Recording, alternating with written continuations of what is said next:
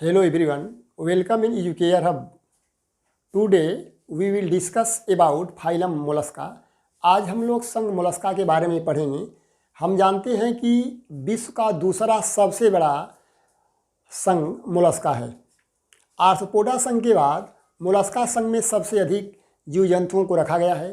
ये स्थल स्वच्छ जल के साथ साथ ये समुद्र में पाए जाते हैं.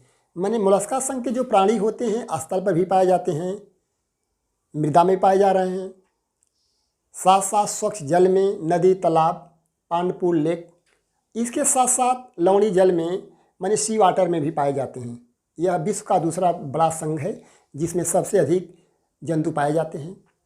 और ये कह सकते हैं कि ये स्थल के साथ साथ स्वच्छ जल और समुद्र में पाए जाते हैं और इनमें शारीरिक संगठन अंग तंत्र स्तर का पाया जाता है. और ये ट्रिप्लोब्लास्टिक होते हैं. ये ट्रिप्लोब्लास्टिक होते हैं. शरीर जो होती है 3 स्तर का बना होता है, इक्टोडर्म, मेसोडर्म और इंडोडर्म. साथ साथ ये द्विपार्श्विक सम्मित वाले होते हैं.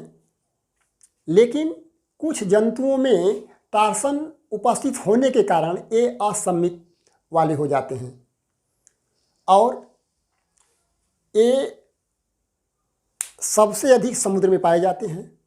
सबसे बड़ी कौतूहल बात यह होती है कि इनके ऊपर एक मेंटल मेम्ब्रेन होती है जो कैल्शियम कार्बोनेट द्वारा घिरा होता है, जिसके कारण इनका शरीर मुलायम दिखाई देता है. जैसे शंख को ले लिया जा, कौड़ी को ले लिया जा, साथ साथ पाइला को ले लिया जा. मेंटल के ऊपर क्या होता है, एक कैल्शियम कार्बोनेट का आवरण होता है, एक सेल होता है, जिसके कारण ये मुलायम होते हैं. बाल का अभाव होता है, एक खंडविहीन होते हैं, खंड भी नहीं पाया जाता इनके ऊपर. और सबसे अधिक समुद्रों में पाए जाते हैं. जैसे शंख. शंख क्या है? यह एक मोलस्का संघ का प्राणी है जिसके ऊपर कैल्शियम कार्बोनेट का आवरण होता है. और इसके साथ साथ इस संघ में जितने प्राणी पाए जाते हैं सब में कैल्शियम कार्बोनेट का आवरण होता है, चाहे वह स्थल पर हो, चाहे वह स्वच्छ जल में हो, चाहे समुद्र में होते हैं. जैसे नदी में क्या है, यूनियो पाई जाती है और उसके ऊपर भी क्या है, कैल्शियम कार्बोनेट का आवरण होता है. पाइला भी है, उसके ऊपर भी कैल्शियम कार्बोनेट का आवरण होता है. इसलिए बहुत मुलायम, क्योंकि बाल और हेयर पाए नहीं जाते हैं, इसलिए मुलायम होता है. और ये अगला हम कह सकते हैं कि ये खंडविहीन होते हैं और ये मंद गति से चलते हैं. और साथ साथ श्वसन जो होता है इनमें, जो रेस्पायरेशंस होता है वह गिल्स द्वारा होता है. जो श्वसन होता है वह गिल्स द्वारा या लंग्स के द्वारा इन प्राणियों में होता है. और आहार नाल जो होता है इनमें पूर्ण होता है. एलिमेंट्री कैनाल कंप्लीटेड होती है तथा यू के आकार की होती है. और यही नहीं, कुछ सहायक क्या होती हैं, डाइजेस्टिव ग्लैंड्स भी होती हैं, ऐश्वरी ग्लैंड्स भी होती हैं, जिसके द्वारा क्या है, एंजाइम का सेक्रेशन होता है, जिसके कारण भोजन क्या होता है, डाइजेस्ट होता है. और साथ साथ भोजन को पीसने के लिए एक मुख में क्या है, रेडुला दांत होता है, जिसके द्वारा भोजन को ये क्या होते हैं, बारीक बाइट अर्थात काट देते हैं और पीस देते हैं. सबसे बड़ी इनकी क्या है, एक खासियत होती है. और हम कह सकते हैं कि शरीर को 3 भागों में बांटते हैं. सिर जो होता है आगे की ओर होता है, पैर जो होता है वह पीछे की ओर होता है, और साथ साथ जो अंतरांग पिंडक होते हैं वह पृष्ठ तल पर होता है. और यही नहीं, जो बॉडी में जो सिलोम होता है, जो बॉडी कैविटी होती है, अर्थात बॉडी कैविटी अर्थात जिसे हम सिलोम कहते हैं, वह सिलोम जो होती है वो छोटी होती है. अर्थात ये सिलोमेट होते हैं जो मेसोडर्म द्वारा क्या होता है, घिरा होता है. और बहुत छोटी सी इसमें कैविटी पाई जाती है. नेक्स्ट हम ये कह सकते हैं कि जो वैस्कुलर बंडल होता है, माने ब्लड वैस्कुलर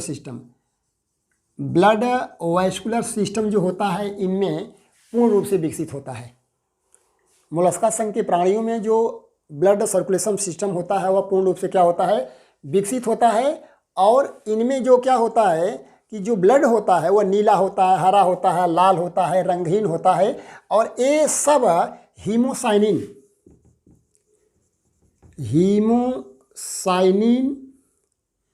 वर्ण के कारण क्या होता है, रंगीन होता है, कुछ में नीला भी होता है, कुछ में रंगहीन भी होता है, लेकिन कुछ में लाल भी होता है।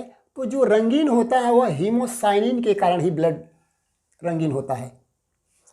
नेक्स्ट हम कह सकते हैं कि जो हार्ट होता है पृष्ठ भाग में होता है, इनका जो हार्ट होता है वह पृष्ठ भाग में होता है और वह पेरिकार्डियम मेम्ब्रेन से घिरा होता है। The heart of molluscs covered by pericardium. ये पेरिकार्डियम से क्या होता है, वह घिरा होता है। नर्वस सिस्टम जो होता है इसमें पूर्ण रूप से विकसित होता है, माने तंत्रिका तंत्र उसमें क्या होता है, पूर्ण रूप से विकसित होता है। ये यूनिसेक्सुअल होते हैं और साथ साथ बाईसेक्सुअल दोनों होते हैं। और इसमें लार्वा का विकास होता है, ट्रोकोफोर